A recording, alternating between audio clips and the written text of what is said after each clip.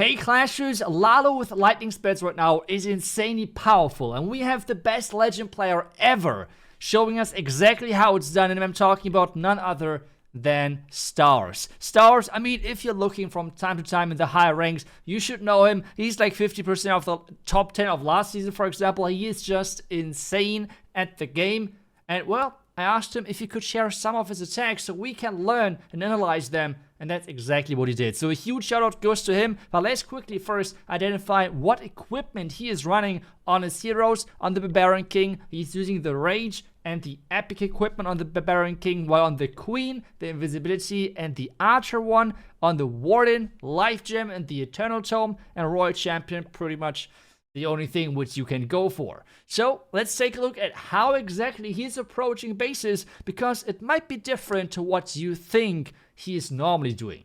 Because the first thing I thought is, well, he would play the Slammer a lot, he would play the, I don't know, Blim for example, but what he does instead on pretty much most of the bases and most of the attacks I have seen is he's trying to take advantage of the Flame Flinger. For that, and that is pretty simple for any strategy with the lightnings, he's just going to clear buildings which can outrange the Flame Flinger. Well, on this base, what he does is, if we take a closer look, this Expo is covering all of those key defenses. We have the Scatter, we have the Wizard Tower, we have the new cannon. All of those defenses cannot outrange that Siege Machine. The only defense which can do this, well, that is this Expo, and this is the defense which he's going to take down. This means now that he can easily take down this entire part of the base with just the siege, which is crazy value. And he's trying to take advantage of that in pretty much all of the attacks. And that's, well, exactly what he's doing with this opener. The next thing what he does is, well, he's starting his Queen to walk all the way then to the second Rage Tower, because those raged up areas, yes, Rage Tower was nerfed, but they're still incredibly powerful versus anything which is getting close to that. So you have to, like, somehow have some type of answer for this part of the base, and what he's doing, one of those is taken care of with the Flinger, the other one with his hero. So he's trying to push them in. That's exactly what he's doing right now. Nice King ability with this epic equipment. It's just incredible how much value you get. And well, we have the Queen walking in, we have the King King leading the charge, the Queen following, and this already looks great. At this point, there's not much in the space left, let's be honest. Scatter shots, all of them are out. Inferno Towers, we have 2 of them right now still left, but this one is about to go down as well, or at least have really little hit points. The chop side, well, we have those cannons, but they're not as threatening to Lalo attacks. So overall, it is crazy how much he has gotten with just his heroes and a few spells. Now with the Lalo part, something which I have seen a lot of times from him is that he's using the Warden ability really early, because he is having so many different moving Lalo groups that he is fine if those loons from the Town Hall might take some damage due to a Tornado Trap, catching the loons inside that Town Hall poison. But since there is no Tornado Trap, his loons can easily leave the Town Hall poison again. And for this one, he can swag a spell and the Royal Champ itself. Overall, really impressive stuff with just the first attack. So I think we should take a look at the next attack and see if we can find a pattern with his attacks overall, with the approaches which he's playing versus those different bases. Because when I watched his attacks, there was a clear pattern. And this is really how much he's trying to take advantage of this Flame Flinger. He's doing this pretty much on every single attack. If there is the option of taking down an Expo, which is covering a really big area with a lot of value, he's going to go for that, and then he is going to go with the Siege and take down as much as possible. The heroes on the other side are more situational. Sometimes he's helping with the heroes, so like use the Siege as a funnel, then have the heroes somewhere different. Sometimes he's just having the heroes completely isolated. This one is way harder to like see what exactly the plan is, but on this one it's the same thing again. He's going for the Expo, which is covering this entire bottom side and making sure that it can outrange this Siege Machine. With this Expo gone now, there's only this mortar to have any threat versus a Siege Machine whatsoever. Otherwise, smaller range. smaller range, no range for ground, smaller range, and so on. So this means this siege can now, over time, take all of this part of the base out, which is a lot of value. Now, what he does versus the mortar is really smart. He's using some archers, because he has quite a few archers in his army.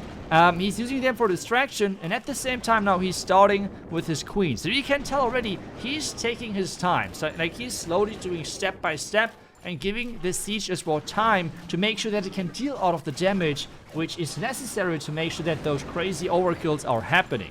Now, with the queen walking around the top side, tsunami trap triggered already as well, he's using now the king to force that queen inside that compartment, which then means the tunnel is going to go down. With all of this, and this is always the big picture kind of the attack, you have to think about the pathing. For example, for this one, he can then have the pathing in from the far right side and push all the way through the core of this base, with having this part of the top side already gone, this bottom side gone. So this is then a really clear pattern with the pathing which he's looking for. So that's always the cool thing, and you can be really creative. Like, you can obviously go with the heroes for this part. This means then the Lalo could be something like that. You could go for this part, then you have the Lalo going like this. This is many options which work. It's just all about that you're getting the hero and the synergy between the siege machine, which he exactly did. Still, well, keep going on. Starting with the Lalo warden ability early on. The cool thing about this as well is the addition of the new Spirit Fox. So far, it was always a bit risky of adding your Roy champion to an air attack, because, well, with air attacks, there was nothing really tanking for the Roy champion. Yes, Diggy was helping a little bit, but not that much, let's be honest. Diggy was nice to have, but only was stunning one defense. If there was a ground expo far away, but shooting at your Roy champ already, that Roy champ went down quite quickly. With the invisible Fox now, this Fox stays behind, the Roy champ turns invisible non-stop, and it's really hard to put any damage back to the Roy champion, and this is why this combination is just so good for him in this attack, and this means another 3-star for him. Since we had now 2 box bases, let's take a look at a, well, diamond base next. So, overall though, the approach stays the same. If we take a look at all of this, we have again a couple of areas which are heavily protected by expos. So for example, this far left side, or this bottom side, like there's many options, but at the same time, if you have this multiple options, then you're going just for the value of the lightning. The value of the lightning is limited around this part because you have the new cannon, which takes 7 lightnings and not only 6, but instead he has this bottom side with an expo close by with the, well, defending warden and monolith, so you can take all of those 3 buildings out together. This is the most value in lightning, and at the same time it enables him to use that siege machine again to take down all of this far right side, because again, this expo here is approaching that siege machine way too late, so he's getting crazy value. I mean, take a look at that. Inferno Tower, Scatter, the Rage Tower eventually, a Wizard Tower, which is always annoying for Lalo. So all of those key defenses are taken care of with just this siege and just giving it time, which is, to me, mind-blowing. Next thing for him is, since he's starting or using a lot of times the Royal Champ with a Lalo, he is using the heroes to take advantage of taking down the Clan Castle. Because a lot of times you have ice golems in there, and if you're sending the Roy champion with your Lalo part, and the Roy champ is like taking down the ice golems and your entire Lalo is getting frozen, that's never a good thing to have. So instead, he's putting his heroes in, trying to enter into that clan castle to take it out nice and early. We have now the poison, the wall break, because of the poison is making it through, because it's reducing the hit speed or the attack speed of the defenses, and like not the defenses but the defensive hero and the defensive troops. He triggered the Tesla over here, and now everything is getting taken care of step by step. The scatter shot is already gone, and now another multi-inferno tower goes down on the left side. The queen can follow, take down the Roy champ, maybe can take down one of the multi-archer towers, which are always annoying and a really important thing to take care of. And it's just, to me, impressive how good he is with those heroes and getting value out of them. It is impressive to say the least. And well, at this point, what he does is he sends in the Royal Champ to take down the scatter, sends in the Lalo from the top side, and that's something which you see him do a lot of times. When I did ZAP LALO, Blizzard LALO, whatever you want to name it, a lot of times I tried to go for the Town Hall because the Town Hall is always a scary thing to approach with LALO. But not really when you're stars. You're just going through that like it's nothing. And the key thing for this one is then to have multiple different groups of loons that even if the tornado trap is around the Town Hall like this and you're losing a lot of your loons, it's no problem because you have reinforcements coming in from another angle, which then means it's all about the loon management.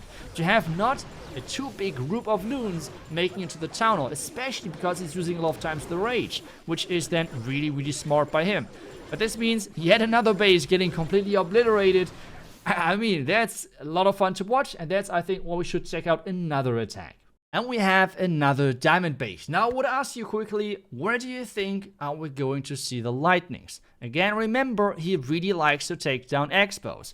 Is it going to be this one, this one, this one, or that one? Like, which is going to be the expo he's going to take care of, and why? I will give you some time. Which one is it?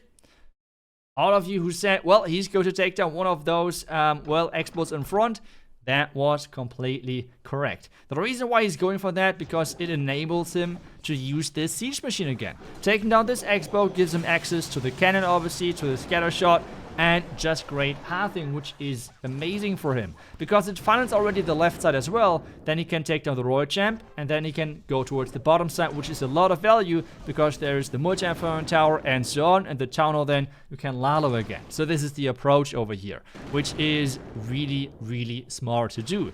Another thing which you see a lot of times by him, he is delaying his heroes quite a bit, because he wants to make sure that this siege is having the best protection possible. And for that, he's using all of his archers, yet again, to distract the mortar. Really important thing, and again, it's about time management. Even someone like Stars is not saying, well, I take the risk and do everything at the same time. No, he is waiting until this siege machine is approaching this mortar, is distracting the mortar, and then starting with his heroes, because he knows if he's doing too many things at the same time, this could cause some mistakes, some things which in the end could cause a fail, and this is never something you want to happen as an attacker.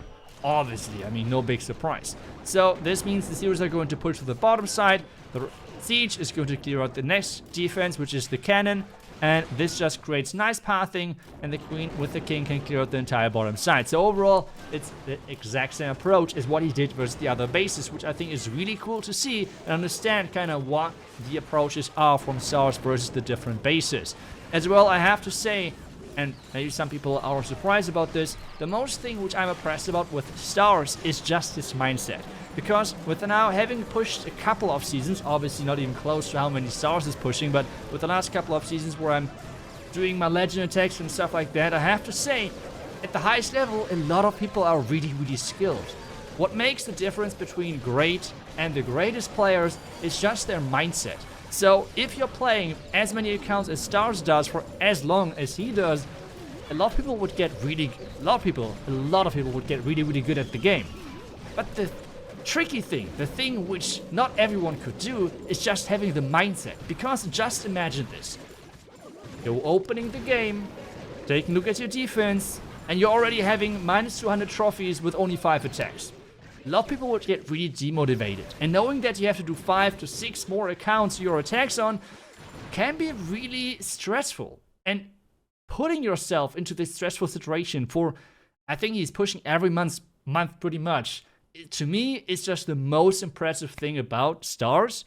And it is just crazy how strong he is on a mindset level. And I think this is the reason why, in my opinion, he is the greatest legend player pretty much of all time we had in this game. It is not easy to keep your head that cool over such a long time. But either way, I'm looking forward to see way more of him, and I hope you guys as well, because you can for sure make sure to check out his channel, which is linked down below in the description, and make sure that you can watch even more of his crazy attacks on his YouTube channel as well. Otherwise, I hope you enjoyed this video. Again, a huge thank you goes to Stars for sharing those attacks. And I will see you guys back tomorrow with the next video. Until then, see ya, and bye-bye.